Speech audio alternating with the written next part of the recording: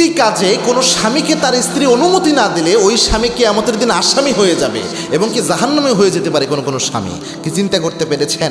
আমরা জানি যে স্ত্রীরা কাজ করার সময় স্বামীর অনুমতি প্রয়োজন, কিন্তু তিনটা কাজ এমন রয়েছে স্ত্রী যদি স্বামীকে অনুমতি না দেয় তাহলে ওই স্বামীর খবর আছে। তার মধ্যে এক নম্বর হচ্ছে মোহরানা আদায় করা কিন্তু ফরজ একটা বিষয়। কোনো স্ত্রী যদি তার স্বামীকে মোহরানা ব্যতীত উইদাউট মোহরানা যদি কোনো স্বামীকে তাকে নিজেকে স্পর্শ করার অনুমতি না দেয়, আর যদি স্বামী তবুও স্পর্শ করে কিয়ামতের দিন এবং এই অবস্থায় যদি মারা যায় মোহরানা পরিশোধ না করে, কিয়ামতের দিন ওই স্বামী আল্লাহর দরবারে আসামি হয়ে যেতে পারে। কেননা মোহরানা হচ্ছে ফরজ একটা বিধান। আল্লাহ বলেছেন ওয়াতুন নিসা সাদাকাতিহিন্নান নিহলা, তোমার স্ত্রীকে সন্তুষ্ট চিত্তে তুমি মোহরানা দিয়ে দাও।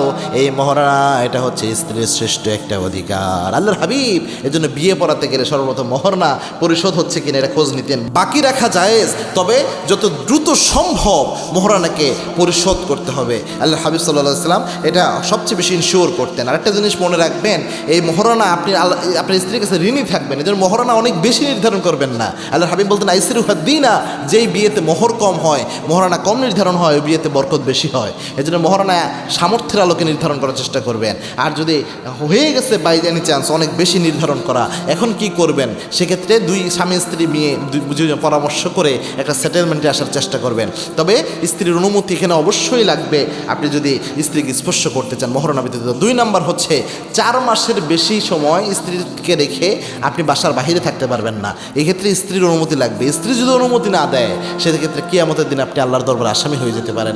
স্ত্রীর এই দাবির কারণে আপনি জাহান্নামে পর্যন্ত হয়ে যেতে পারেন, যদি স্ত্রী নিজেকে হেফাজত করতে কষ্ট ফিল করে এবং এটা তার নিজের উপর জুলুম মনে করে।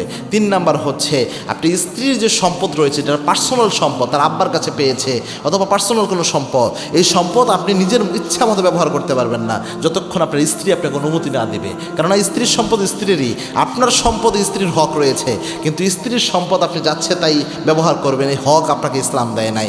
স্ত্রীর নিজের সম্পদ নিজের জন্যই, এজন্য স্ত্রীর অনুমতি লাগবে তার সম্পদ ব্যবহার করার জন্য।